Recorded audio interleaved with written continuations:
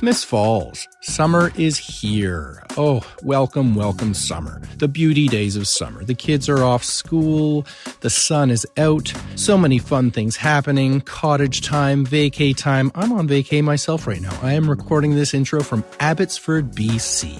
A beautiful place. Very, very far away from Smiths Falls, but I'm having fun here and looking forward to my return and all the fun things to do over this summer in Smiths Falls. And some of that for me is going to include hanging out with my good friend, Marc Provost, who is joining me on the podcast today. Marc and I sat down a couple days before I left for my little vacay and chatted a whole bunch of things. He's a real interesting dude. That's what drew me to his friendship in the first place. Marc has been in Smiths Falls for quite a while. He moved here originally to work at the OPP Dispatch Center. He's been a 911 operator. From there, he moved into the cannabis industry, where he was actually employee number 25 at Canopy Growth Corporation. Moving on from that, Marc has recently launched Insight Healthcare. They offer services for home care nursing throughout the Ottawa area. We talk about all those things he's done professionally and a lot more. So let's get into it, folks. But first, a little message about our sponsors. Sponsor number one, Howard, Kelford & Dubois. Located in downtown Smiths Falls with offices in Carleton Place as well, Howard, Kelford & Dubois are the place to go for all your legal needs. Whether you're buying a house, drawing up business contracts, or maybe you got to take somebody to court. I don't know. They'll help you out. I can't offer you legal advice, but they sure can. Visit them at valleylaw.ca. Thanks so much for being a sponsor. Howard, Kelford & Dubois. Sponsor number two is Andrus Independent Grocer. We are very proud to have them supporting the show. The whole season they're on board. Thanks so much, Andrus Independent Grocer. Go there, get your groceries, wonderful produce, and great support of local products. Go visit them on Facebook, Andrus Your Independent Grocer, and check out this week's coupons. And last but not least, Say To Bakery. I stop there every morning that I can for a coffee and a scone, and there is so much more. They got lovely breakfast. They got these new surprise goodie bags. They've got this whole let's reduce waste kind of thing going on. I can't wait to pick one up. I think I'm going to get to try a treat I've never tried before. Visit them at the historic Rideau Hotel. And that's it for Sponsor Talk, folks. Now I give you my conversation with Mr. Marc Provost. So, you shipped your daughter off with Unky Bill? Well, Mom's home for another hour or so, and then she's going to take over to Bill's place afterwards. Cool. Yeah, right on. What else you got on the go today? Well, it's Jen's birthday, so she's headed out. Right. Yeah, of course. she's headed out to golf, so I'm on parenting duties the rest of the day after this. Yeah. So when's she back from golf? What are you doing? You doing some birthday stuff? We did that today. She's going to a golf kind of like ladies' night tournament thing, so she's going to spend the night at her friend's place, and it's also her daughter, my stepdaughter's birthday today as well. Kaylee, she's going to a concert at the CTC tonight. Cool. Yeah, so country show, I forget who it is. Eric Church, I think. Oh, I like Eric Church. Do you? Yeah, okay. He's good. I'm very picky about my country music. Yeah, as am I. It's a very, very limited window of people. I like Eric Church though. He's got good songs, and he's got the whole country vibe without being like that whole like cartoon character country. It's like who actually sounds like that. Thing is, actually, I think there actually are people who sound like that, but it ain't my jam. The radio country ain't my jam. He's like the closest. Him and like Chris Stapleton. Yeah, I like Chris Stapleton. I'm not big on the pop country. Yeah. You know, like I kind of equate it to like similar to the boy bands in the 90s. Yeah. You know, it's very formulaic. It's the same topic pretty much every song. I mean, it's interesting to me. Like I tend to shit on like radio country like 20, 30 years ago in the 90s. Yeah. And now like looking back, I'm like, man, I wish pop country was that. Still. Yeah. Like, I'll take Shania Twain and Travis Tritt over like some of the bro country. It's like, how is this country? Yeah.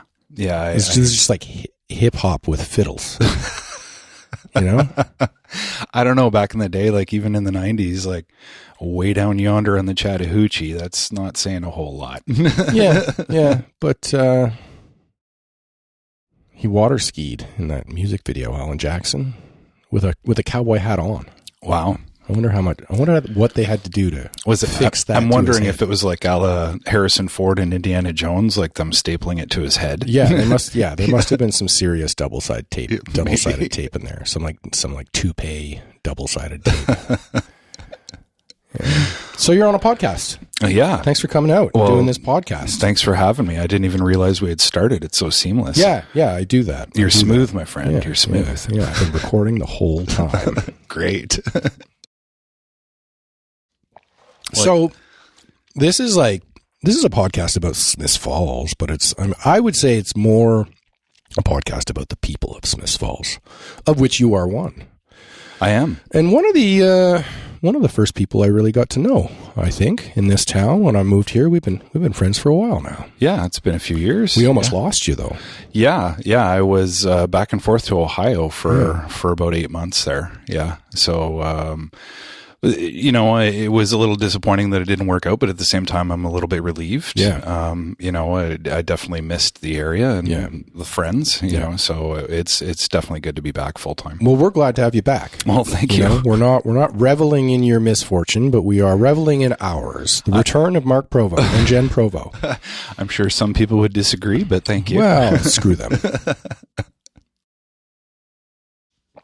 So, I think you've told me before, you first came to Smiths Falls, 20-ish years ago? Yeah, it would have been probably around 2002 or 2003. I got a job working as a 911 dispatcher for the Ontario Provincial Police. Right. And I was living downtown Ottawa at the time, working 12-hour shifts on a 2-3 schedule, so like 2 days on, 3 days off. Yeah. And it just got too much. I actually almost fell asleep on the way home at the wheel from a night shift. And at that point I decided, well, this is enough. It's time for me to relocate. Yeah, it's a pretty big commute. Yeah. So I've been in the area for, just about 20 years now. Yeah. And how long were you at that dispatch job? Is that the same? Is that like the dispatch that just got axed? Yeah. Right. So it's the East Region Communications Unit for the Ontario Provincial Police. I was there from 2000 to 2008. So I was there for about 8 years. Yeah. Yeah. So interesting work, high burnout rate, but, serving the community. And, it was long moments of boredom, populated by moments of sheer terror. Yeah. So were you like the person on the other end of 911 phone calls? Yeah. Right. So you alternate. You kind of do both. So one night you might be taking phone calls from the public, and then the next night you're dispatching those calls to the police officers via radio. So you're handling communications for a specific detachment or area. Yeah. So I did both. So when you get 911 calls, like how many times, what's the percentage of like, this should not have been a 911 call? It's actually, fairly high. I would say probably, it's been a while. We're talking, I haven't been there since 2008. Right, so, I would say probably between 30 and 40%. And that was part of my job, was identifying what required a police response and what didn't. Yeah. So when somebody calls 911 and they're like, my neighbor's cat shit in my yard. Yeah. Like, what do you say to them? You're just like, this is not an emergency. Like, if you have a problem, call by law. Like, exactly. Explain to them why it's not against the law, or what the rules are, the law is, like you said, by law. Refer them to the proper authority, and if it's a 911 call, you want to get them off the phone as quickly as possible, so that you're not clogging up the phone lines. Now, obviously, there's several lines, but like on a busy Friday night, all the lines could be lit up. Yeah, of course. So you want to get those people off the phone as quickly as possible. So, was there something you would do to actively sort of educate and deter them from ever doing that again and wasting your time? Are you allowed to tell them off? Yeah, it's definitely different from, like, I've worked in customer service in call centers as well, and there's definitely a different attitude. You still have to be polite and kind and professional. First call, you just educate them, but if, you get the occasional repeat caller who's trying to, get a different person to solicit a response, and then at that point, it's like, okay, well, wait a minute here. I've already warned you. You're using a 911 line for something that's not an emergency. if you keep doing this, I'm going to have to send police officers to your house to deal with you. Yeah, It's going to be a completely different situation from what you're hoping for. Yeah. So you can see where they're calling from? Yep. There's a display. So you see their address, their phone number, so on and so forth. Could they triangulate cell phone calls? So back in the day, the technology, I'm sure they probably can now. Yeah. But back in the day when it was a cell phone, they would show us the tower that it was coming off of, and it was like a 2 or 3 kilometer radius within that tower, but it's in diameter. So you don't know exactly where the cell phone caller is calling from back in the day. Yeah. Which could be complicated at times. So we did a large section of the 401, and quite often you'd get people visiting Canada or new Canadians that would get into an accident, and they'd be I'd get phone calls like, oh, I just got into an accident. I'm on the 401 somewhere between Toronto and Montreal. Right. Well, can you narrow it down a little bit for me? Yeah. So that could be problematic at times, but I'm sure the technology is much better now. So till 2008, and where'd you go from there? What happened next? In 2008, I left the OPP, and Jen, my wife, and I decided to move out to British Columbia. And this is a part of the story I've never heard before. Yeah. So we were out in BC for almost a year. I have family out there, and we wanted to try something different. And she had been offered a position with the RCMP as a dispatcher out there. So we relocated out there, and unfortunately this is back in the day before either one of us had cell phones. And in our drive out there, the way it worked was the municipality sponsored the funding for dispatch out in the Okanagan. And the week that we were driving out there, they cut the funding. So we showed up there, and Jen didn't have a job anymore. Wow. Yeah. So so we stayed for just under a year. I worked a couple of Joe jobs, and ultimately found my way into the cannabis industry out there, and that's where I got my start in the cannabis industry. Cool. So I don't think I've ever fully understood exactly what your professional role is in the cannabis industry. I've heard things here and there, and I know you were quite connoisseur. That much I know. Yeah, I'm a bit of a weed snob for sure. Yeah. So what is your exact professional expertise in the cannabis industry? Well, I've held a wide range of positions. When I started with Canopy, I was actually just like a customer service agent. My experience at the OPP and being bilingual, I was taking phone calls from people. Yeah. And it quickly progressed from there. I became the first product information specialist for Cannabis Growth. In the beginning, I was employee number 25, and in the beginning, there were a lot of business professionals, but there weren't a ton of people in the administrative side that knew a lot about the products. Right. And with it being so new, and with the medical program having just changed in 2014, they needed someone who had experience with the product, who could help recommend specific products for specific ailments or symptoms, and depending on what you were dealing with. So I fell into that category, and I was made the first product information specialist, which then eventually grew into SME, which is subject matter expert. I was Canopy's first cannabis subject matter expert for them. And then at that point, I moved over to learning and development. My role was basically to educate people in other departments in terms of, we helped marketing, we helped sales, we helped production. So to try to put out the best products, how to market the products to people, learning about the laws and what we could say about the products and what we couldn't say, and also helping production develop the best products possible. Cool. Yeah. So how did they give you that? Did they just, so much? Were they just like, so much about weed? Or did you have to what kind of training? How did you learn more? Did they teach you more, or they were the ones coming to you being like, so much already, just teach the rest of these business people who don't actually smoke what it means, what it is? Like, it was kind of like that. It was we were so small in the beginning that at Mark Zakulin's office, at the time he was vice president, I believe. Yeah. His office was right outside my cubicle, so he could overhear me speaking to people on the phone. Gotcha. And he basically came to me and said, listen, we need someone who can deal with the tougher cases, with people who are, really in a hard way. And, would you be willing to kind of take that over and help people out in that regard? And I've always been very interested in the subject. So there wasn't any training per se at Canopy, but I kind of trained myself. I mean, I already had previous knowledge from my time spent in British Columbia on production and those sorts of things. Right. And so what was your job out in BC? Well, I started on a trim crew. Right. And I eventually worked my way up to production management, basically overseeing production of large-scale crops. So you knew all about the growing. Yeah. Yeah. And that's what I really enjoy, that and helping people identify, what types of cannabis they can use in order to help with specific ailments. So those are kind of my two wheelhouses. So once I was, given the position as product information specialist, I just started doing as much research as I could. They afforded me some time to start digging, and I also have a prescription as well. So I was diagnosed with post-traumatic stress disorder years ago. And so through a combination of research and my own experience with the products, I was able to kind of translate that for people and help people out. And then with production, when I believe it was like 2015 or 2016, when they allowed the home grow program. Yeah.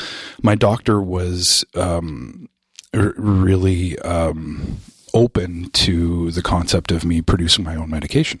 Mm-hmm. So I started growing for myself, and then having my own grow space legally allowed me to really tinker and experiment with the plants and see what worked really well and what didn't, and to try out the research that I was doing on the internet and speaking to different people and so on and so forth. So it helped I'm kind of self-trained in a way. I learned the basics out in BC, but the rest of it I kind of taught myself. Yeah. Yeah. So you regularly grow at home then? I don't anymore. I had to stop when I was going back and forth to Ohio. It was just too much. Yeah. And I just wasn't there enough to take care of the plants, so I'm not anymore. But yeah, it's something I'm very passionate about. I love to grow cannabis. So if somebody were wanting to use up that allowance that we're allowed at home. What is it again? 2 plants? Four plants. 4 plants. That's a pretty decent. It is little crop. What are the ins and outs of that? I mean, I could look it up on the internet, but if I want to do it, what's your advice about the best way to do it for somebody who's just a casual user, let's say, who just likes the idea of growing their own? Yeah. So the first thing to look at is your setup. Cannabis plants are the sorts of things that they don't like to be tinkered with a lot. They're a living organism. So it's something that you kind of set up for success. So a lot of the work is done on the front end. And so it's identifying what you want to produce, how you want to produce it. Like, are you going to be growing for hash, or are you going to be growing for just dried herb, or, like actual weed, and then identifying the space that you have, and then, getting the gear that works within your space and that grow style that you're going to incorporate within that space. So, I typically recommend, if you're going on a smaller scale, to do something like a tent. They have some great grow tents that are specifically made for growing cannabis that have, ventilation holes already worked in and bars so you can hang your lights. And I'm a huge proponent on the use of LEDs. Okay. There's with the HPS or high pressure sodium bulbs, which are for the most part used, there's mercury in those, and they can get really hot and they can explode. So there's a danger factor and a fire risk with those. With LEDs, most of that is eliminated. Right. And the technology now exists that the LEDs are actually far superior at producing trichomes and terpenes. Yeah. So you actually get a better quality of plant, in my opinion, when you use LEDs as opposed to HPS. So, and if you're going on a larger scale, well, then, it requires more planning. Like if you're dedicating a room in your house to it, well, then you got to consider ventilation, you got to consider humidity, air conditioning, all those sorts of things. And then ultimately the grow medium. Yeah. And what you're going to be growing, and obviously the food you're going to be giving the plants. So you are all about indoor growing then? Mm-hmm. And again, this is my humble opinion. Indoor cannabis is far superior to outdoor cannabis, especially in our climate. Right. It's very difficult to get a plant to actually grow its full cycle. Most cannabis plants take between 9 and 12 weeks during their flowering cycle, and because they're photosensitive, meaning that flowering is triggered by the amount of sunlight that they receive every day. Yeah. So in our area, typically cannabis plants, if you plant them outside, won't start flowering until, the second or third week of August, usually, maybe the first week, depending on how much sunlight we're getting. Well, if you calculate 8 to 12 weeks or 9 to 12 weeks from there, you're not taking your plants down until October. Mm-hmm. And then you're dealing with, you could be dealing with bud rot because of how cold it's getting and how the moisture is being retained by the plants because it's not as hot, so the plants aren't drying out as well. Yeah. The condensation that's built up on the plants overnight, you typically have to cover them. The other thing is that, from my opinion, the terpene profile of a plant is much better when it's grown indoors. You can it's all about controlling the environment, mm-hmm. and the more you can control the environment, the better end product you wind up with. So, I have grown outdoors, but I have not been able to get the quality or the taste, right, or the smell that I can get when I'm growing indoors. Yeah. I had a friend who grew in his garden, just outdoors, mm-hmm. and he only had, I think, 3 plants, but they were quite large, mm-hmm. and they were really, really smelly. Yeah, yeah. His whole backyard and I didn't mind, because yeah. I find that to be a pleasant smell, but I can imagine neighbors might not be happy. It depends on your neighbors. I have definitely dealt with some people that, and some neighbors don't appreciate it. I'm lucky I have great neighbors, but, I have spoken to people whose neighbors have complained and those sorts of things. Are there rules about that? What can be done about an odor? There's not much that can be done, especially now with the law being that anyone can grow 4 plants. Yeah. So there's not really a lot. There's no bylaw against it or anything like that. So are there for growing outdoors, are there other rules like if you're going to have 4 plants, do you have to have a certain amount of space, or do they have to be a certain amount of distance from other domiciles or anything like that? Not domiciles, but there are regulations in regards to like how close to a school you are and those sorts of things. Yeah. But no, in terms of like on your own property, it's private property. So as long as you're respecting the 4 plant limit, you can grow giant trees. Yeah. That is one of the advantages to growing outside, is you tend to get more volume per plant because you're able to grow larger plants, right? So when you're growing indoors, unless you've got like 12 or 14 foot ceilings, you're limited in how much space you have. So you tend to grow, it's easier to grow indoors if you have a prescription and you can have a higher plant count because the plants tend to be smaller. So you need to grow more plants in order to get the same amount that you would off of 4 plants outside. Yeah.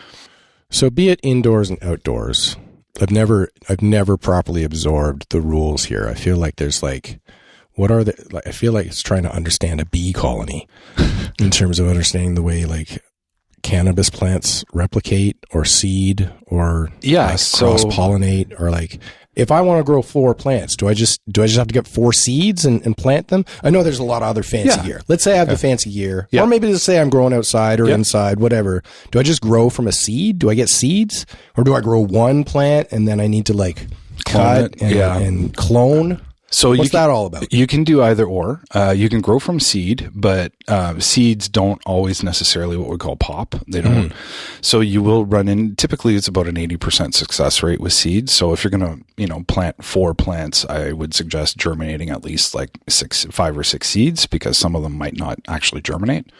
The other way is to take clones, which is what if I have 2 seeds that grow in 1 plant? Will they like in 1 pot, rather? Yeah. Like, will they just sort of find their way together and grow into 1 plant? Will that be considered 1 plant? Or no, that would still be, you'd still have 2 main stems. So you would that's how they count them, by the main stems. Yeah. So you'd want to split those apart and pot them into separate pots. And then if you wind up with more than 4, you just have to like sacrifice. That's right. You have to kill them off. Right. Yeah. So the other thing is too is you wouldn't want to put two plants into the same pot because then they're going to be competing for space in the root zone.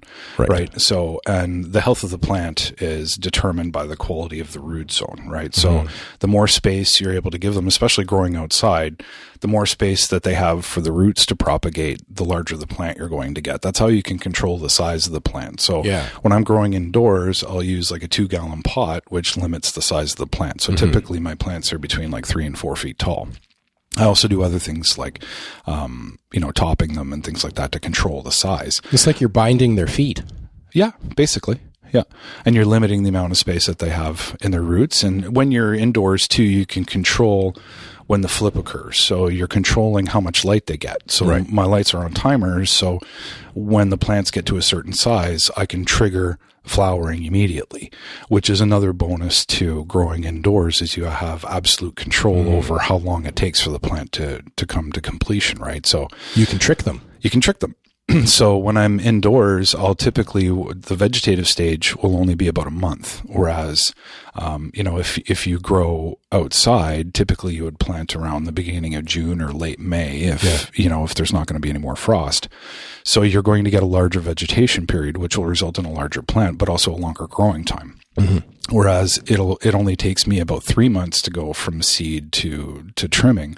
Whereas outside you're looking at 4 to 5 months because you're at the mercy of the sunlight, right? So, it is, I prefer that because I guess I'm a bit of a control freak in that regard.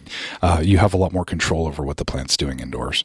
So let's say I wanted to max out my quality and control of environment, but then also wanted to flourish the biggest plants possible. Can I start them inside and move them outside? Absolutely. Yeah. Absolutely. So they move well. They do. You have to acclimate them. So I wouldn't take them on walks. Kind of. Yeah. I wouldn't take a plant that's been growing indoors and just put it outside and leave it there. I have done that in the past where what I'll do is I'll take a plant that's indoors and then you set it out in the sunlight for like an hour and then you bring it back in. And then the next day you do 2 or 3 hours and then you bring it back in and then till it's acclimated, because the sun is far more intense than an LED is. Yeah. So, plus you're dealing with other environmental factors like bugs, the wind, those sorts of things. Whereas when you're growing in a sealed tent or a sealed grow room, it's a lot easier to control any pests or, any other environmental factors like the wind, rain. Obviously they never get rained on. So the plants that I grow indoors, the leaves never actually get wet because you're only watering the root zone, right? So, there's a lot less likelihood of getting mold and those sorts of things indoors if the environment is dialed in. Yeah. Yeah. So you got to get them used to it. You got to warm them up. You got to ease them into the experience. You got to ease them in. You can't just, it's not sink or swim. No, they'll sink. They're delicate ladies. Yeah. You definitely have to delicate ease them flowers. In. That's right. Yes. Yeah. So if I were going to do that, how long would I want to grow them inside, and when would I want to put them outside? Well, it depends on how big of a plant you want to grow. So, I mean, big as possible. As big as possible. So, I mean, you could start, in January or February, depending on how much space you have for veg room in your house, and then move them out, and you could have like trees. How big would they get by harvest time? Oh, I've seen plants around here. I have a friend specifically that I used to work with that he grows like 8, 10, 12-foot trees. Like they're huge bushes. Yeah. Like they're, one year by the end of the season when it was time to harvest, they were taller than a shed. So, you can grow humongous trees, and obviously there's some things you have to be careful about. I mean, the bigger it is and the more dense it is, the more likelihood of bud rot and mold and those sorts of things. So you have to prune them and take care of them daily and make sure that there's, adequate airflow going through them and that sort of thing, and make sure they dry out properly. But yeah, there's really no limiting factor. So do you want it with an outdoor plant like that? Would you want it to dry out on the plant, or you want to pick it and then dry it? What's that whole process? So you wouldn't want to harvest it when it's super wet. So if it's outdoors and it's rained, I would let it sit for a couple of days and let it dry out a little bit before you harvest it. Yeah. But you're not trying to like dry it out on the plant. Not completely, because then you could kill the plant, right? If it gets too dry. So the concept is that you want the canopy or the leaves and the flowers to be dry, but the root zone should always remain a certain level of moisture. There should always be a certain level of moisture within it. Do the plants survive the winter, or do you just replant again? No, they're not perennials, they're annuals, so you have to replant every year. So what they will do, though, is that if you grow to seed, so if the plant turns from Aphrodite, or if you let them go long enough, they will self-propagate, in that the flowers will start to grow seeds, the seeds will drop to the ground, and then some of those seeds will take, and you'll get new plants next year. Right. The problem with that is that once a plant starts to grow seed, it stops putting energy into trichome development, which is where all the cannabinoids are. I see. So you'll get a lower level of THC, CBD, a lower terpene profile if it starts growing seeds, because it's investing energy into reproduction as opposed to, producing cannabinoids. So the trichomes and those sorts of things are actually a defense mechanism that the plant produces when it's trying to grow seeds. So the trichomes are sticky because they're trying to attract pollen from male plants. Gotcha. So the pollen will stick to that and then, pollinate it and then grow seeds. But if you deny the pollen to the plant, it will continue to produce. It puts extra lipstick on. It puts extra lipstick on to try to attract a male. And then that's when you get the highest amounts of THC and CBD. So it's called sensimilla, which is basically you're denying the plant any pollen so that it'll produce a maximum number of cannabinoids that plant can genetically. And every plant is different genetically. So depending on what you have, the quality of the reproduction, the quality of the breeding, that all comes into play. You're making it thirsty. Yeah, absolutely. So you view cannabis as very much a medicine then? I do. I mean, both. It's medicine and recreational. So, it's, I've, because I used to deal with thousands of patients at Canopy, I've heard some amazing stories as to how cannabis has changed people's lives, and I've seen it firsthand. I've experienced it firsthand, and using it to treat my own ailments and symptoms. So yeah, absolutely. It is a medicine for sure. I mean, everything can be abused, right? Yeah. So there's definitely a fine line at times. But yeah, it absolutely is a medicine. All right. I'm going to put you to the test then. Okay. This is not medical advice, folks. This is general recreational advice. Okay. It's not medical advice. Disclaimer. We are not doctors. We are not. We are not doctors, folks. But let's say this is my first time. Okay. Never done it. Yeah. Never tried it. But I get sore necks a lot from, arthritis, let's say, in my neck. What should I try? Well, being new to the product and having arthritis, I would recommend something with a blend of THC and CBD in it, preferably more CBD than THC. CBD will help reduce some of the swelling. And the THC, I think, is underrated when it comes to its medical component. There's been a lot of, advertising that CBD is really where it's at. Yeah. Getting high is part of the medication, right? There's nothing wrong with forgetting that you have an ailment for a couple of hours, but you don't want to get someone, especially someone who's new to the product, really scared, right? Yeah. If you get them too high, then, it's like the first time you drink, it's better for you to have a couple of sips of beer as opposed to 3 shots of whiskey. Yeah. Right. So you want to start low and go slow, and making sure that the serving size, quote unquote, is suitable for your tolerance level. Treat yourself like a delicate flower. Absolutely. And ease yourself into it. Yeah. Acclimate it. That's right. Don't smoke a whole joint the first time you try it.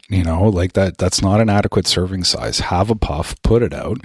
Wait 15, 20 minutes. See how the effects are for you. Yeah. You might find that one puff is enough. And if not, then light it up again, take another puff or two, and then put it out again.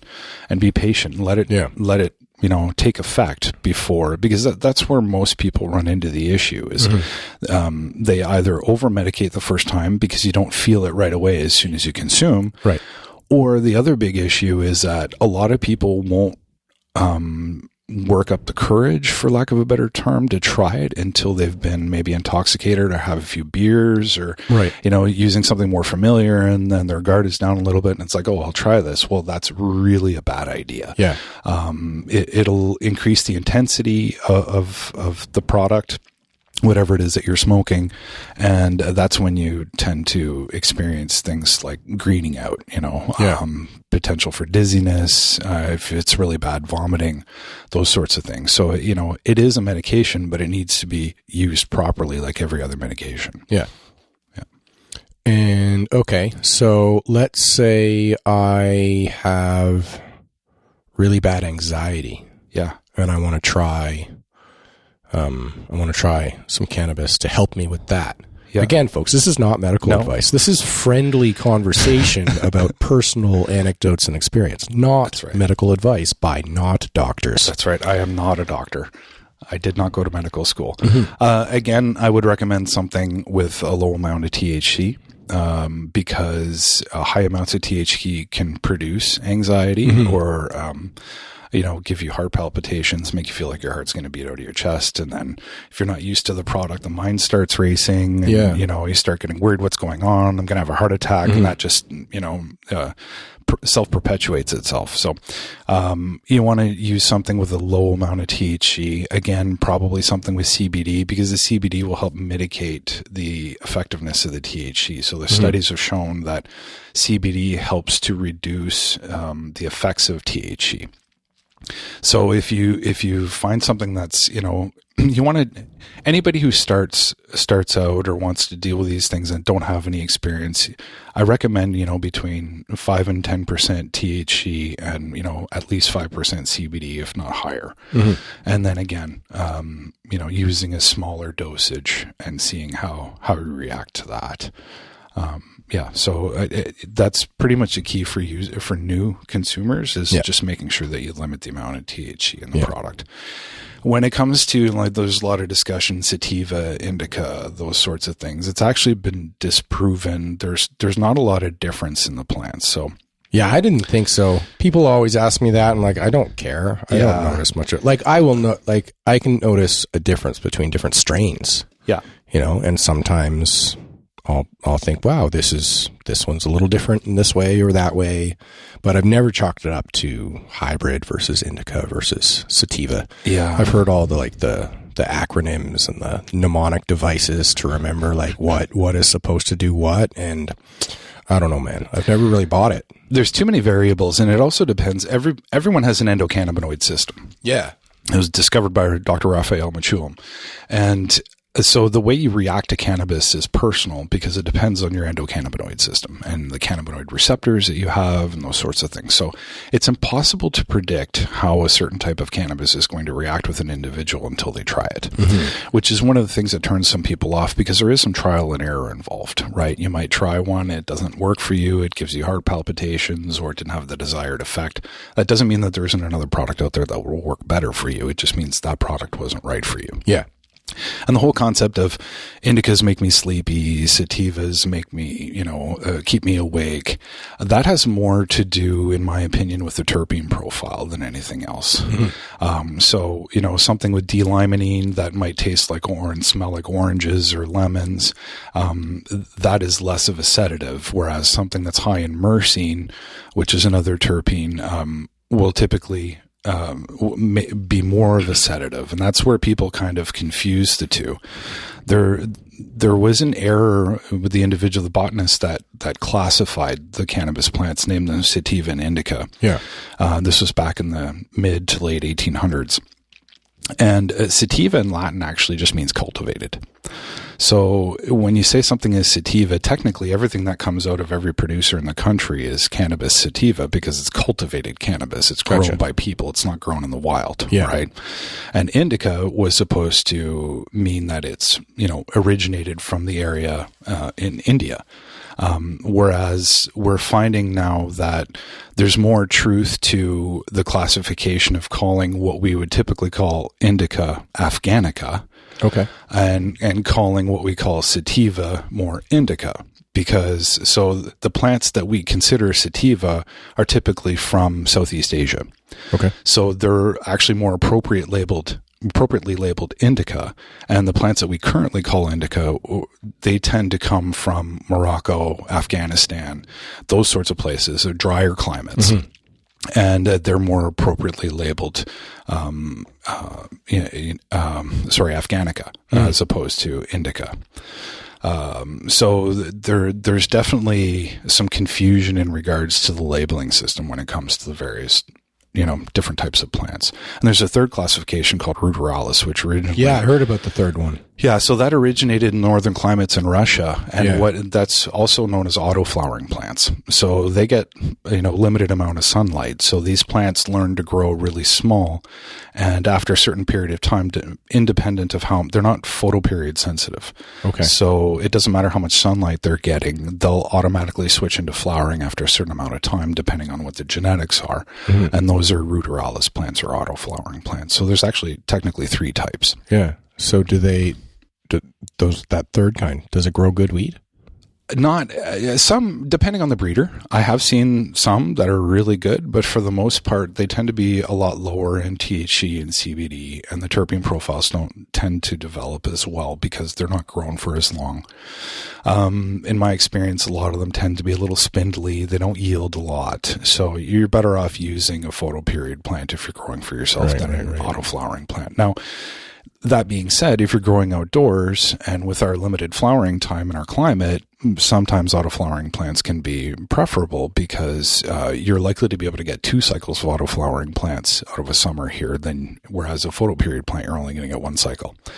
So with an auto-flowering plant, depending on when you're able to put them outside, you could ostensibly get 8 plants done 4 at a time over the course of a summer as opposed to just growing 4 plants. But again, they're going to be a lot smaller than a photoperiod plant would be. Now, can you hybridize these auto-flowering plants with the other ones? You can. So you can cross-pollinate them. That's a little bit more of an advanced technique. Breeding cannabis plants is a whole other area of expertise that most people don't get into because it can be complicated. And doing so outside can be difficult. Cannabis pollen can travel up to 30 kilometers. Yeah. So that's another thing with putting them outside is that you risk your plants being pollinated by, so say your neighbor has a male out and doesn't recognize that they have a male. Yeah. They could actually pollinate your plants, and it could be someone 25 kilometers away that has a male, and if the wind's just right, it could blow the pollen onto your female plants and you'll start growing seeds. So it's another disadvantage to growing outside. Gotcha. So what's cloning all about then? Is that just as easy as taking trimmings and replanting them and they grow new roots? It's basically, it's a little bit more complicated than that, but it's basically it. So you take like a branch or a part of the plant that has new growth on it, and typically you'll dip, so you'll cut it off. You want to identify first and foremost that you have a female plant.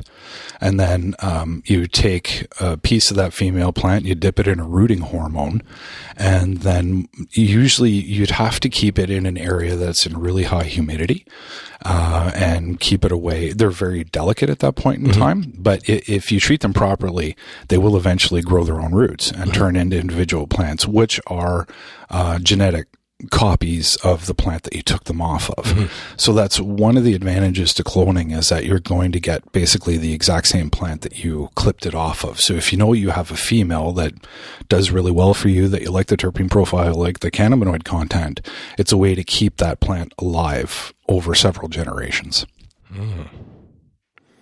So is there any generation loss there? There can be over the course of time. Yeah. So like a photocopier? Yeah, exactly. So because they're annuals, not perennials, you will see genetic degradation over the course of time. Now, we're not talking like 1 or 2 generations. We're talking like 15, 20, 25 generations down the road. But I have personally seen it where there's genetic degradation in a plant over the course of time, because they're not meant to be, that DNA isn't meant to be kept alive for years and years and years. Yeah. So how do these big producers now that are like really investing in specific strains? Yeah. That was one thing I noticed about Canopy. Their whole strategy was not to go to market with an overabundance of selection, but rather say, we have 6, I don't remember what their exact number was 6 or 7 that they like really focused on and gave them fancy names and yeah. So if they're investing that heavily in those, how are they combating that genetic? Are they like introducing little hybridizations? So there is research and development, obviously, and they do research, creating new strains and pollinating and those sorts of things. But for the most part, they have a mother room, or like any other grower. I'm not talking canopy specific. Typically, what you would do in a large scale operation like that is you would have what's called a mom room. Yeah. Which is a vegetative room where the lights stay on typically between 18 and 24 hours a day. So those plants never go into flowering. So you just clone off of those plants, and then the plants that are cloned get put into the vegetative stage to grow a little bit, and then those plants are flowered. I see. So are you avoiding that genetic deterioration if you're always just keeping that mother alive, and because you're not copying and copying? That, well, to an extent, because eventually you do have to replace that mother. And so what's the lifespan of a mother? Well, I mean, I know of a plant in Las Vegas. So there's a strain called lemon skunk that was developed by DNA Genetics, and the mom is over 20 years old. Okay. So, but to keep a plant alive and healthy that's that old takes a lot of skill and a lot of dedication. Right. And it's not something that's typically done. Usually after a while, the moms do get tired, right? There's no specific amount of time because it depends on the plant. Some plants you can keep alive for years, and then other plants, you're looking at, a year, and then you got to switch out the mom, or even less. Right. But in my opinion, responsible, cloning, you're going to want to switch that mom out for a fresh mom probably every 3 to 4 cycles. But again, that depends on the quality of the plant and how it's performing in your environment. There's so many variables involved. It's hard to give you a steadfast rule that applies to every type of cannabis because they're all different. Yeah. Yeah, some plants, like I said, love staying alive for long periods of time, and others, they have a limited life cycle. So, and those generally, aren't used as much by, part of what larger companies do is they're trying to identify plants that are stable, that will be able to produce regularly at a large scale with minimal maintenance, right? So, it's about identifying the plants that are able to perform on a commercial scale. Yeah. So you're a Buddhist. I am. How long, when did you come to that? It's been probably, I would say around 23 years now. Oh, wow. Yeah. I was raised Roman Catholic. But not wanting to offend anyone, it just didn't fit for me. So I started looking into I've always been very spiritual. But Christianity just didn't fit my ideology. So I started looking into different, spiritual ways. I looked into, shamanism and various indigenous, spiritual practices. And, I found that, Taoism as well. I looked into Confucianism, but I found that those things all lacked the active component of compassion. And, I picked up a Buddhist text one time, just kind of in passing to see, hey, it was actually a magazine that I got at Chapters. It was I think it was called Shambhala magazine. Okay. And I read the first article, and I knew just from reading the first article, I was like, this is what I've been looking for. It's about taking personal responsibility. It's not really a religion. It's called a religion, but it's really more like applying cognitive behavioral therapy to oneself, identifying your thoughts, identifying why you think that way, identifying what the root causes of those things are, and trying to eradicate that so that you can become a better, kinder, more compassionate person. So as a layperson, non-monk Buddhist. That's right. What else does that mean for you? Like on a, I know enough about Buddhism, and I studied it a little bit in my world religions class in high school. And I mean, I can admit it certainly had an appeal to me too, because it was certainly, I always found it to be less about the otherworldly Although there's mention to that. I think I liked the humility of the sort of attitude of like, yeah, that's all, that's stuff, but that you'll get to that. Yeah. Almost, you know? Yeah. Right now you're here and these are the things you need to focus on. But for you, day to day, aside from, you know, living with a particular ethos. Yeah. Are there any like rituals No, I don't, I'm not regimented practices you undergo? There are different types of Buddhism. You know, there's Theravada, there's Mahayana, there's Tibetan Buddhism, there's, you know, depending on the region, basically they're regional based. Mm-hmm. And, there is a lot of ceremony involved in some of them. I don't practice that really at all. Mm-hmm. I'm kind of a lapsed, my meditation practice is somewhat lapsed. I definitely need to get back into that. But it's basically just, to me, a way of thinking and trying to take personal responsibility. Now, I'm certainly not perfect. I make mistakes, you know, but it's about recognizing those mistakes and how your way of thinking contributed to those mistakes and doing your best to not put those issues onto other people. Like I said, you know, I make mistakes. I still get angry. You know, you know, there's always, it's always a work in progress. It's never, you're never actually going to, there's no end goal. It's about the journey, not the destination. Yeah.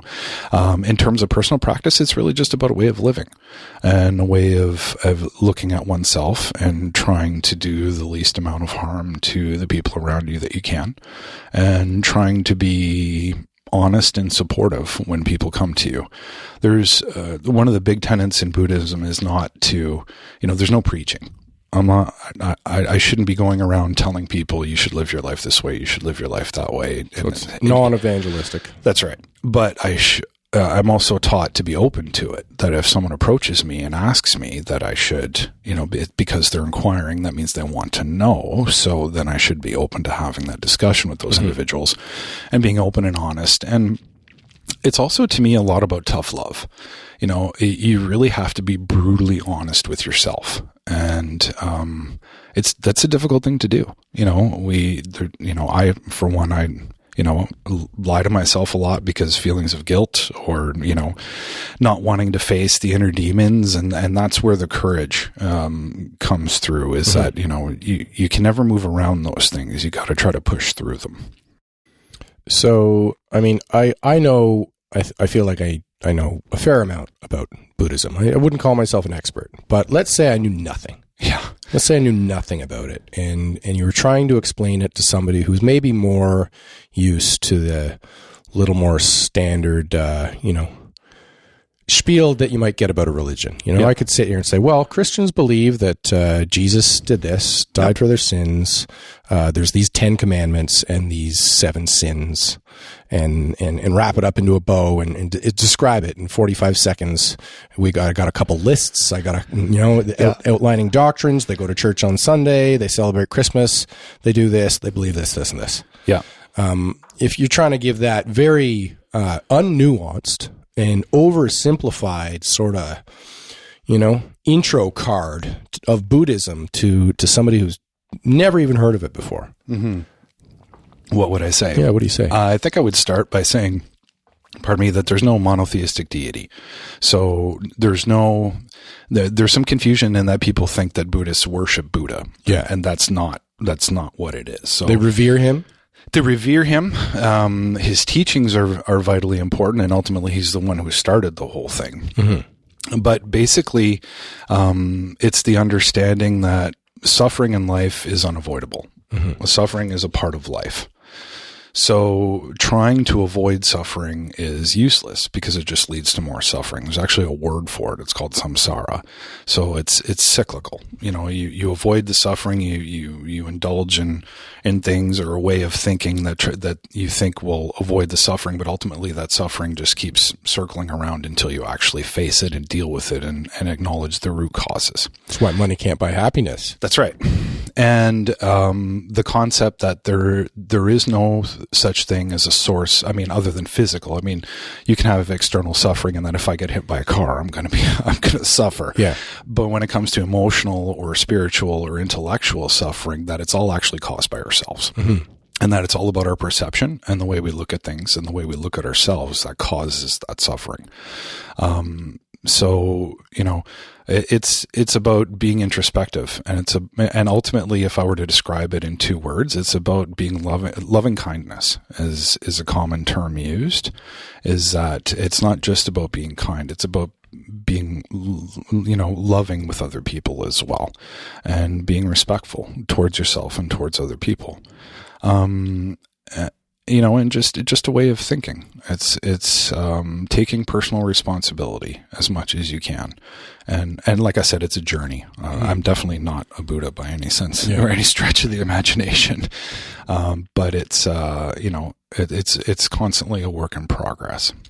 And you know, if I were going back to that analogy again, if I were to describe Christianity to somebody or any other religion, I can usually, I'd be like, there's a pope, yeah, or there's an archdiocese, yeah, or there's people with authority within religions, and that does have some truth for Buddhism as well, because there is a Dalai Lama. Absolutely, yeah. And what's that all about? So the Dalai Lama is Buddhists believe. With some Buddhists, not all, but Buddhists believe in reincarnation. So the Dalai Lama is the 14th reincarnation of the Buddha of compassion. So he's not someone to be worshipped, but someone who should be recognized as a spiritual teacher, and revered in that he's achieved a certain level of thinking and love and kindness and understanding of the concepts that he's in a place to teach others. And when it comes to reincarnation, the belief is that he has pledged to continually reincarnate and come back in order to try to help people have these understandings. So he's a Mahayana Buddhist, which is a form of Tibetan Buddhism, which believes that you learn to end suffering within yourself so that you can then teach others how to end suffering within themselves. And he's pledged to continue to reincarnate until he's ended all human emotional suffering. In that end of suffering, is that what would be referred to as enlightenment? That's right. It's having a level of understanding where there's nothing that can happen within your life that will disturb the peace that you've built up, or because of the understandings that you have. And by that, I mean like understanding why anger arises, understanding why sadness arises. And there's, you know, we're getting deeper into it here, but like understanding that things like, you know, one of the big tenets is that desire causes suffering. You know, like the concept that I'd feel great if I have a new car, right? Well, that's not actually happiness. There's 2 different types of happiness. There's temporary happiness, and then there's permanent or real happiness. If I get that new car, I'm going to be happy with it 6 months, a year, 2 years, but eventually the car's going to start to break down. There's going to be scratches on it, and then I'll want a new car. So it's not a permanent happiness. It's a temporary happiness that you're filling a void with an external condition. And achieving enlightenment is the understanding that we don't need external circumstances in order to be happy. It's the understanding that if we have the right perceptions, those desires melt away. You know, the desire to have a new car, or the desire to have children, or to have a partner, or to have a huge house. Those desires actually drive suffering. But a lot of people don't recognize that. They see it as a goal or a thing to achieve. And I personally think that personal growth and you know, psychological well-being are far more important than materialism. I think it can also perhaps be about learning how to how to appreciate joy as temporary. Yes. And accepting that as such. And everything is impermanent, right? Nobody's happy 24 hours a day, 365 days a year. Nobody's sad 24 hours a day, 365 days a year. Everything is transient and impermanent. And it's about living in that moment. And that's another big tenet of Buddhism is not dwelling on the past, not trying to think about the future, but accepting the moment for what it is. I can sit here and enjoy this conversation with you and everything's great. You know, I'm not in any danger. I'm having a great conversation with a friend. Mm-hmm. Or I could choose to sit here and have a conversation with you and think about all the things that I need to do later on today or tomorrow, or think about the things that people have done to me in the past. Well, that's going to disturb my peace right now. Yeah. So living in the moment and recognizing, you know, having a singular mind that's focused solely on what's going on in that moment in time is a big key to alleviating suffering. That reminds me of one of my favorite Buddhist, would it be a proverb? Yeah. Is that what they call them? Like little anecdotes or stories that have attached morals and implications, lessons to be learned? Are they proverbs? Proverbs. Proverb? Yeah. Zen is big on those sorts of things. Yeah. This one is about a guy who's walking through the jungle, and then a tiger, bloodthirsty tiger, jumps out at him and stares him down. He starts to run, but this tiger starts to run, and he knows he's not going to outrun this tiger. So he starts climbing a tree, but then the tiger starts climbing the tree, and the guy remembers, oh, like, shit, tigers can climb. So he jumps over to a vine, and the tiger can't climb this vine, but it's hopping from the jungle floor, swatting at him. Tigers can certainly jump. And he's hanging tight to this vine, and the tiger's like just barely grazing his feet. And then a little mouse crawls down from the top of the vine. He starts chewing the vine. Mm-hmm. He's getting through it pretty quick with his little mouse teeth, and he's like swatting at the mouse, but he can't reach it. And he knows his time is limited. This vine's going to snap. But then he looks over to the left, and he sees a tiny little branch come out. And on the end of the branch is a nice, big, juicy berry. So he reaches out, he picks the berry, and he eats it. And how sweet it tasted. Yeah. And that he was living in the moment. At that moment in time, his only reality was that berry, regardless of what was going on around him. Yeah. And that's really what peace is, right? Is being able to maintain inner peace regardless of what's going on around you. Mm-hmm. My other favorite one is if there's a solution to your problem, then there's no need to worry about it.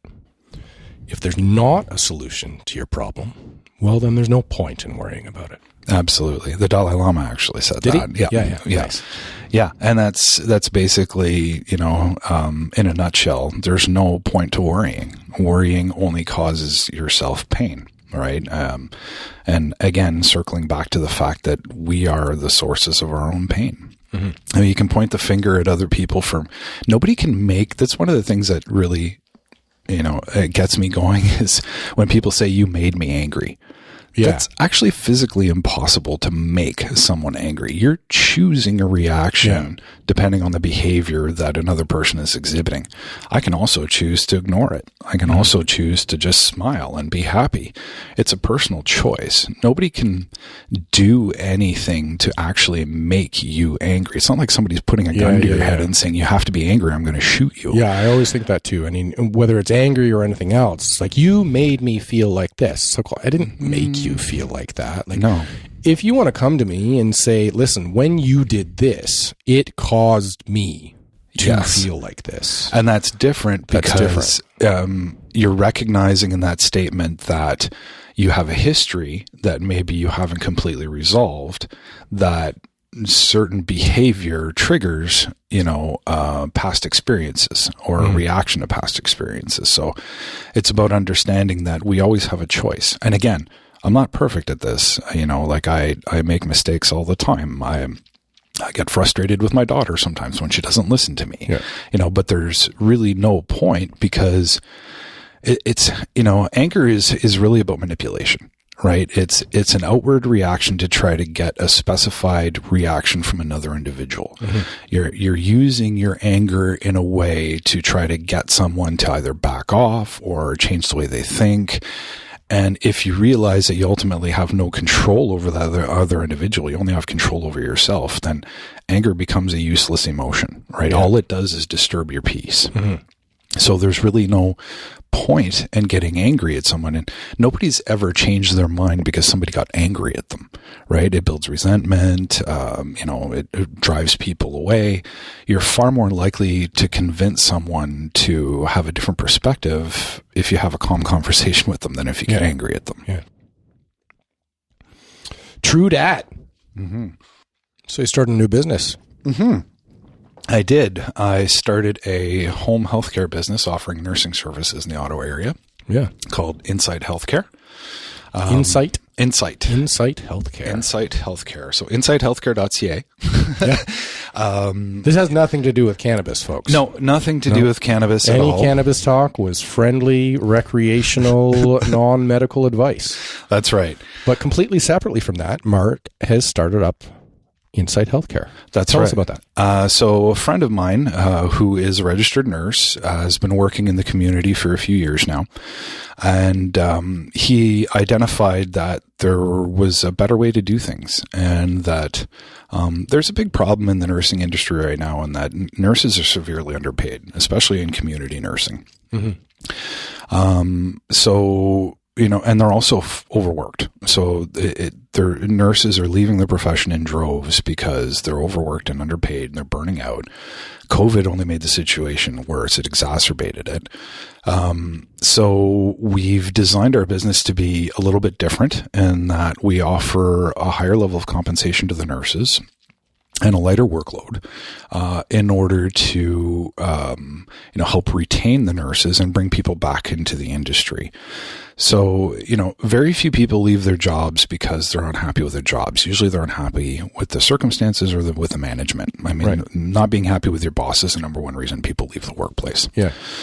So my friend approached me with this concept, and I've been in management for years now, and I saw an opportunity to kind of, amalgamate our expertise, him in the nursing industry and me with, my leadership experience and my business experience, and provide, nursing services in an environment that will allow the nurses to fulfill their goal of caring for other people, mm-hmm. while respecting their home life, giving them a better quality of life, and giving them, a better wage, mm-hmm. a living wage. The amount of money that they're compensated is, frankly ridiculous, especially seeing as they need a college diploma and they have to have certification, mm-hmm. and those sorts of things. And they, a lot of companies are structured in such a way that, there's so much management and overhead that they're limited in the amount that they can pay their staff, which is ultimately driving people away, along with, having them work, 10 to 16 hours a day. Yeah. So we just decided from the get-go that there was an opportunity to structure it in a different way to provide just a better working environment and better quality of life for the staff. And hopefully that will translate into a higher level of care for the clients that we have, because if the nurses are in a good mood and they're happy, mm-hmm. and they're satisfied with their job, a higher job satisfaction translates to a better service. Mm-hmm. So that's kind of the concept behind it. So we offer a full range of home nursing services for people in the Ottawa area, obviously specifically more geared towards senior citizens and people who require home care. Gotcha. It's between 20 and 25% of the population is going to be over the age of 70 within the next few years. Yeah. And 98%. Baby boomers. That's it. And 98% of senior citizens want to stay in their own homes. Mm-hmm.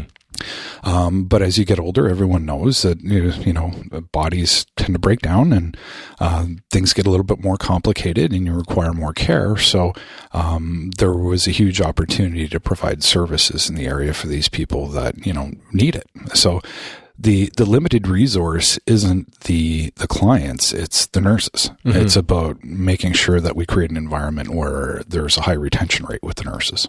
Mm-hmm.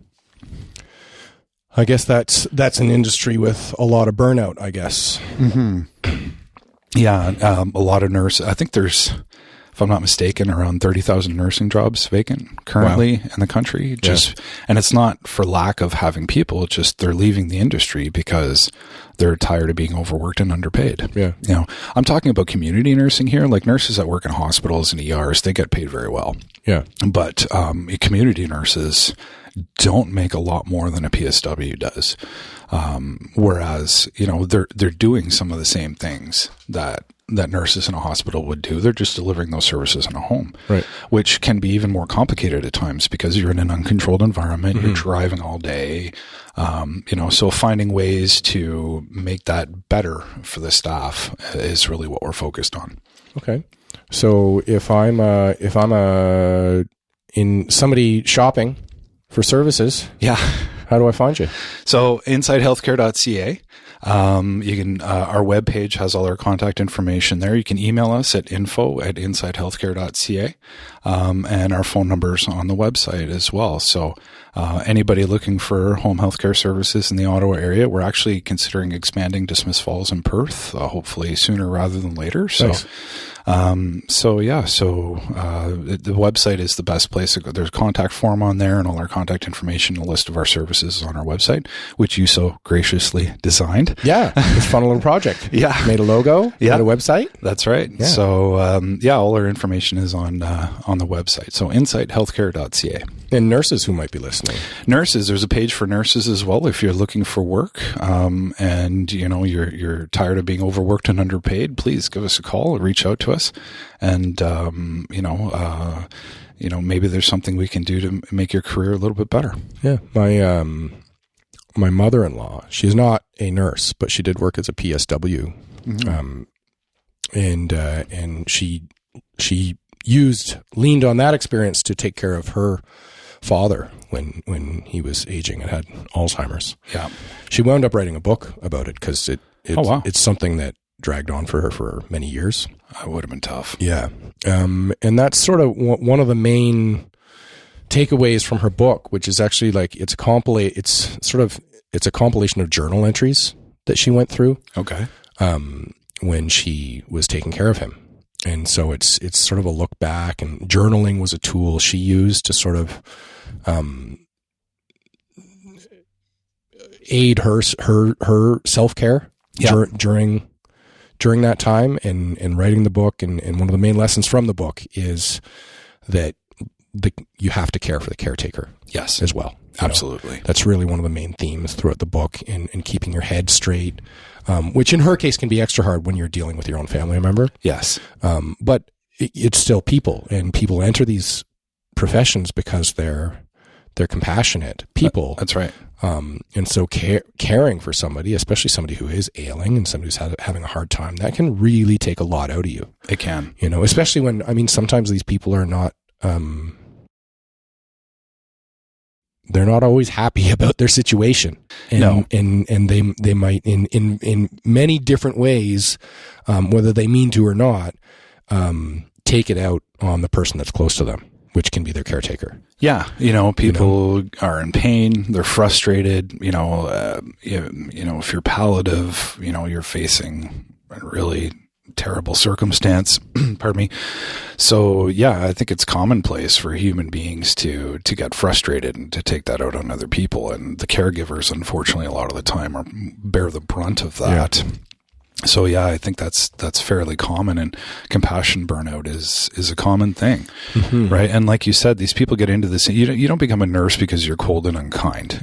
People become nurses because they want to help other people. They're generally compassionate people, and it's about helping them retain that, and being able to put it into practice while giving them space to breathe and charge their batteries. Nobody works to live, nobody lives to work. Everybody works to live. Yeah. So, and it's something that I've tried to hone in my management style through my different positions, whether it be at Cannabis or, I was a manager at Costco.ca as well. And at the OPP, I was a civilian, platoon lead. Is that, I've seen many different leadership styles, and the disciplinarian style, the angry style, the demanding style is effective for a business in a short term. Yeah.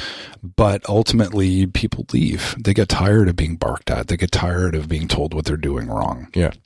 And I've found in my experience that people tend to work a lot harder if they genuinely like their boss because they don't want to let their boss down. Yeah. You don't want to let someone down that you genuinely have respect for and that you like. So I try to, I try to be human in my management style. And that's a big part of what we're trying to do at Insight, is understanding that, people have careers, but it's not necessarily the priority in their lives. They have husbands, wives, children, ailing parents, and all these things need to come first.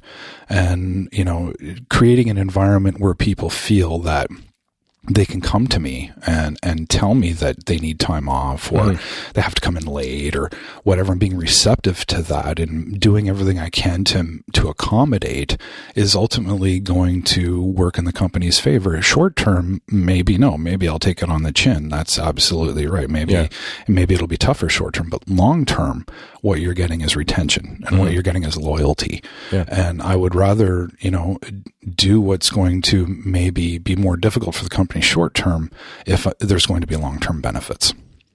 I like to play the long game. Yeah. Well, that sounds great. So you're back in Smiths Falls. We got you back. Yep.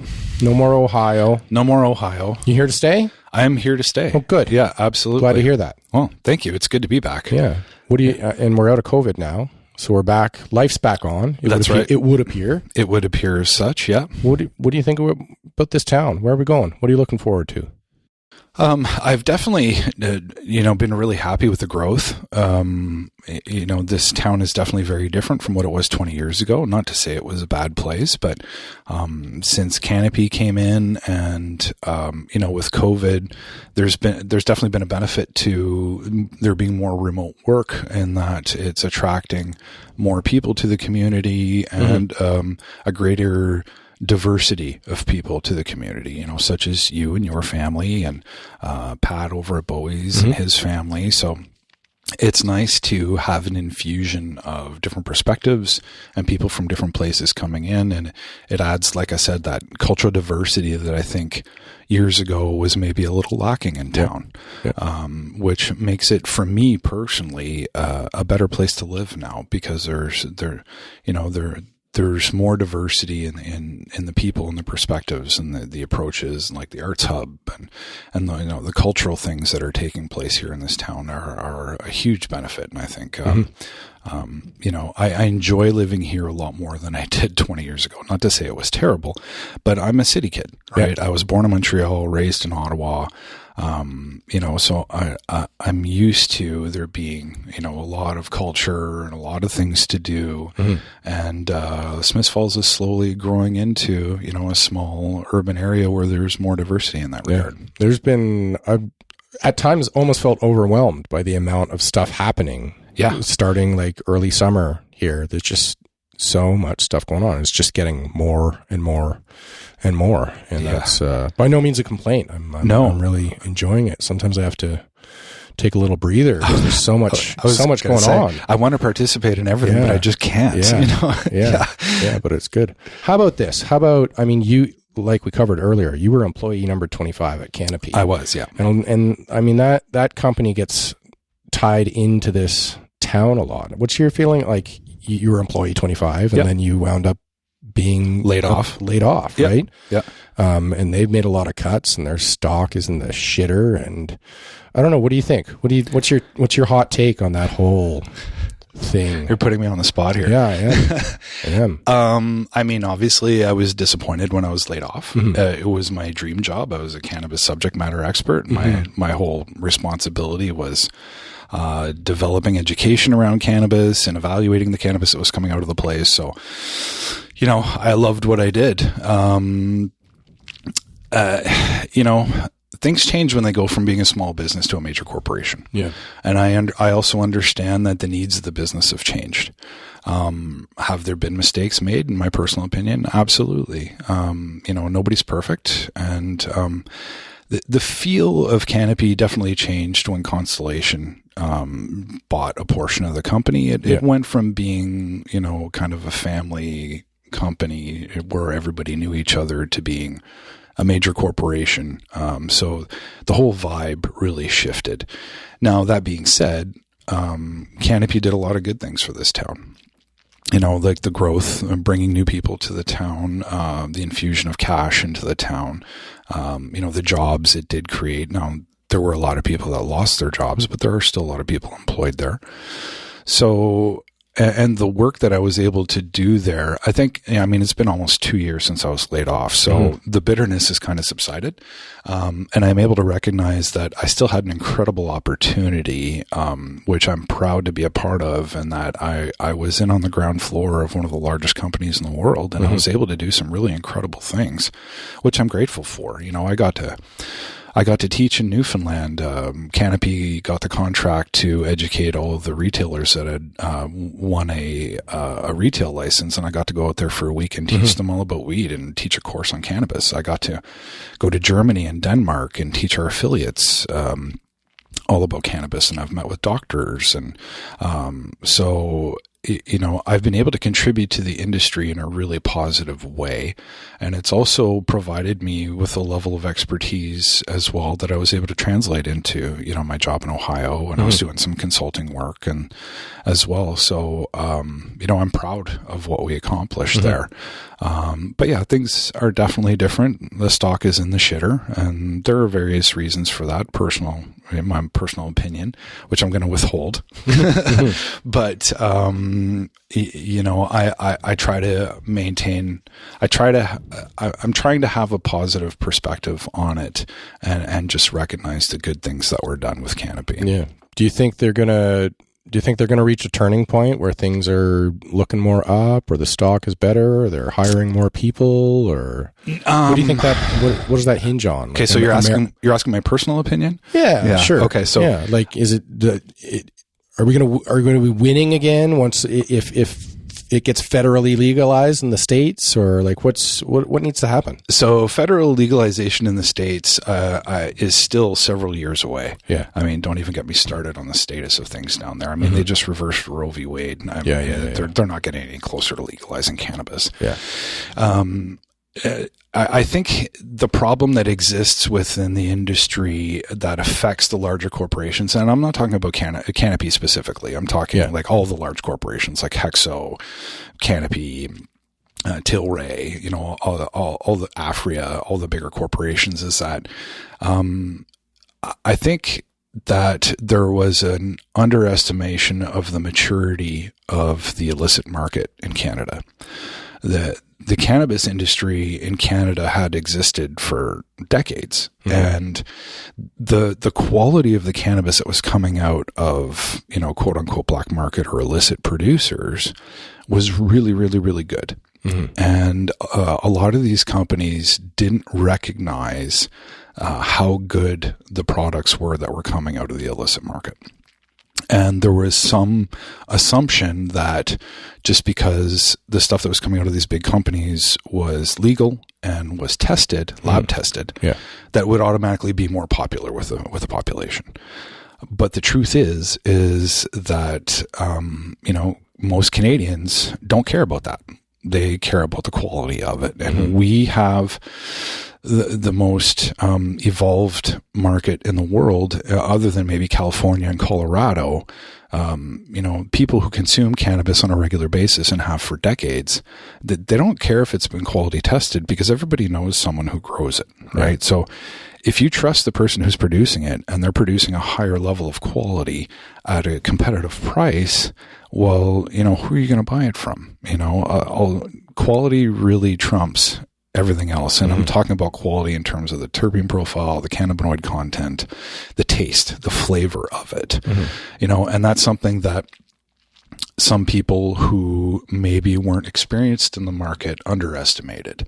So I think it's going to be very difficult for large companies to be able to turn it around, because they built their business on growing as much as possible instead of growing the highest quality possible. Yeah. And shifting gears to be able to change that is very expensive. And a lot of the brands have already kind of made a bad name for themselves amongst the connoisseurs. Yeah. So people who are really into a really high quality terpene profile right now aren't buying from the large producers. They're buying from micro producers that are licensed, or they're buying still off the illicit market. And the quality that's coming out of some of the smaller scale, like micro cultivation facilities, is really, really fantastic. Yeah. And it's really tough for the larger corporations to compete on that level. When you're growing cannabis, you can either grow for quantity or you can grow for quality. And it's very difficult to do both, because to grow for quality, there needs to be a higher level of attention paid to the plant. And if you're growing, tens of thousands of plants, or, like hundreds of plants per room, or a greenhouse that has thousands of plants in it, it's next to impossible for the staff to spend the time with each individual plant that it needs for it to develop the quality that most high volume Canadian consumers want. Yeah. Whereas in micro cultivation facilities, maybe their rooms, they're only producing 100 to 200 plants at a time. So their staff are able to spend more time and pay more attention to the quality of the product. And they're able to do things like, little things like, instead of using a machine to trim the plant, they're doing it by hand, which is a big deal. From the outside looking in, it doesn't look like very much, but if you're a high-end consumer and you're a connoisseur, you recognize that a machine is going to knock off a lot of the trichomes because the flowers are being tumbled around in the machine. Yeah. Whereas if you're hand trimming it, you're being a lot more delicate with the plant. Yeah. So you're going to preserve a lot more of the terpenes, a lot more of the cannabinoids in those delicate trichomes, which is something that a large-scale producer can't afford to do, because it would take their teams weeks to trim the amount of plants that they have coming out of one room. It's just not an option. So I think it's going to be very, very, very tough for large corporations to turn it around. And I mean, almost all the large producers, if not all of them, have been losing money for years. Yeah. And to be able to turn that around and compete with the level of quality that's coming out of the micro cultivation facilities, to me, is almost a pipe dream at this point. Yeah. Yeah, I can see that. I mean, I can almost draw some parallels to another industry that I worked in for a while, which was like the beer industry. Is like you can't get that craft market. The big breweries, a craft brew will get like really successful, so they'll buy it up because like we want, but then people stop drinking it. Yeah, because it changes. It's not the same. And you're seeing the exact same thing in the cannabis industry. With companies like 7 Acres, where a few years ago they were known to be producing some of the best stuff out there. Yeah. And now the product quality has slipped, and it's really going towards, like you said, there's a direct parallel to be drawn between microbreweries and micro cultivation facilities. Of course, the difference being like you said, these illicit producers know what they're doing and making really good stuff. Whereas I think the people making beer at home are generally making very bad beer. Homebrew beer is terrible. It's like the best you ever hear is like it's not bad for homebrew, which means it's like I can drink it without offending my host. Whereas homegrown, it's like people are genuinely enthusiastic. About it. Whether it's their own or somebody else's. I mean, when it comes to Canopy, personally, I try not to think too much. I'd love to see them succeed. Yeah, so would I. Because that would only mean more good things for this town. Yep. But I feel, if there's a lesson to be learned from Hershey, it's that we shouldn't be putting too many eggs in one basket. No, agreed. And I think that I wouldn't want them to close up shop. I know a lot of people are worried about more layoffs and will they even stay here. I'd like to see them succeed. Yeah. But if they go, I think we're going to be fine. I agree. I too would like to see them succeed, if for nothing more than the people who still work there to retain their positions and the economy that it still brings into the community. I don't wish them any ill will by any means. But what the future holds, I have no idea. Again, I've been out of there for almost 2 years now, so I don't know what the status is other than what I read in the news like everybody else. Like one thing I can say is I before here I lived in Kitchener, and Kitchener saw a huge explosion when BlackBerry moved to town. Okay. And made their headquarters back when BlackBerry was still like a big deal. A big deal. Like they were king above iPhone when smartphones were first becoming a thing in the late 2000s, and BlackBerry were, especially if you were like businessy, like you had to have a BlackBerry. And they had their whole like dedicated proprietary BlackBerry messaging system and stuff. I had one for a time. Yeah, and people liked the button keyboard and all that shit. But then, I mean, BlackBerry's still around today. A shell of what it once was. I don't think they're even making any hardware anymore. They're just focused on embedded software systems for other products. But so many people worked there, and so many people flocked to work there, and it was a big thing in the town.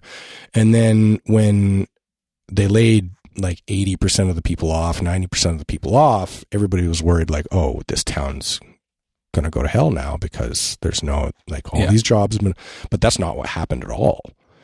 What happened was all these smart, talented, industrious, creative people were in one spot and went off like a scatter bomb, you know, and planted different seeds. And all of a sudden, within a couple of years, because there was all these techie people specifically, Kitchener, Waterloo became like a major tech hub for like North America, and was started getting referred to as Silicon Valley North and the startup capital of North America and stuff. And it was all because like BlackBerry imploded, but from those ashes, like so many different things rose up, and to this day, like it's still flourishing. In that regard. So, well, hopefully that sort of thing happens here as well. That's what I'm thinking. You know, if especially if we can all do our part to make this a really nice, positive place to live, and not give, you know, if it does implode, which I don't hope it does, but if it does, I think it's all about how we treat it. You know, if we can retain these talented people, then they're only going to do more and varied, awesome things. Create new businesses like I'm doing. Exactly. You know, and I think one of the advantages we have too is that we're close enough proximity to Ottawa, and there's enough remote work now due to COVID. Yeah. I think like that's how pre-COVID I was saying, you know, even when the canopy topic would come up, because pre-COVID canopy was already starting to slide, you know, was just saying, you know, even if we're not reliant on that, because we're sort of the next one on the list geographically in terms of like commuter towns and stuff. I mean, Carleton Place is basically what Canada used to be now. You know? So, and it's spreading this way, and it's not a great drive to Ottawa to commute every day, but it's definitely doable. It's doable. And I think, I mean, we're in a position to attract a lot more visitors and recreation than this town was in past. I agree.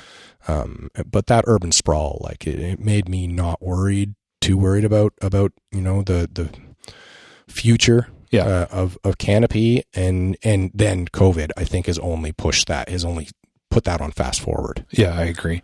There's also the fact that, you know, the town's reputation has changed a lot over the last 30, 40 years. I mean, you know, everybody's heard it referred to as like Little Chicago and those sorts of things, but it's really a safe community. You know, I was commenting to my wife the other night that I would be hesitant to walk home from a bar if I was in Ottawa or Montreal or Toronto at 1, 2, 3 in the morning, you know, like, or to walk around at night. Whereas here, there's never been any concern. You know, I've never had any issues. Like I said, I grew up in the city, and, you know, you invariably in the city will run into those situations where, you know, like you're on your guard, but I've never been put in that position in Smiths Falls. And I think the town, you know, from the reputation that it had back in the day, it's definitely not viewed that way anymore. You know, there's still people that have been here for a long time that kind of, you know, make chuckling references to it and that sort of thing. But the reality of it is that we've basically become suburbia, you know, and it's a really great place to live, and a safe place to live, and a great place to bring up your kids. So, and I think more families are recognizing that, you know, like you guys, and it's evidenced by the influx of population that we've had. I mean, you guys moved here without having any relationship with Canopy at all, right? So no, none. No, I mean, that's it. Knowing it was there, and hearing how much it was helping the town was certainly, you know, factored into it. Yeah. But no, it was the right size. It was the right, we wanted to be closer to Ottawa. I'm originally from Ottawa, and I have a lot of family there. We knew we didn't want to be in Ottawa, both for, you know, wanting to be somewhere a little smaller and tight knit, and for, you know, affordability. Yeah, for sure. But it was, and the clincher for us was the water. Just going down and check out the canal and having a drink on a patio. And it was, just we felt good vibes, so we took the plunge. And that's it. Those good vibes from what I wasn't here 40 years ago, but 40 years ago, those good vibes weren't, the perception of the town. So it's definitely changed a lot, and become, over the course of time, a much better place to live. Yeah. Well, thanks for doing my podcast, Mark. Well, thanks. That was effortless. Yeah. Thank you. Yeah, thanks for having me on. Just a convo. Yeah, it's super easy. They're worried about like being nervous, or you always want to make sure. say. You always want to make sure you keep people interested, right? Well, I think that's going to be really easy with this one, Mark. You're an interesting man. Well, thank you. I appreciate it. And I learned some things about you today that I never knew, despite how long we've been friends and how many chats we've had. It's very, we get to really zero in and be surgical this way. Yeah, well, I tend to hold my cards close to my chest, but I'm happy to talk if somebody asks. Yeah. Marc Provost, everyone. Well, thanks a lot, Matt. Thanks, Mark. Thanks for tuning in, folks, and thank you so much to Mark for coming out and talking to me. And one last thank you for our season sponsors, 123 Howard Kelford and Dubois, Andrus, your independent grocer, and Say2 Bakery. See you next time, Smiths Falls. Love ya.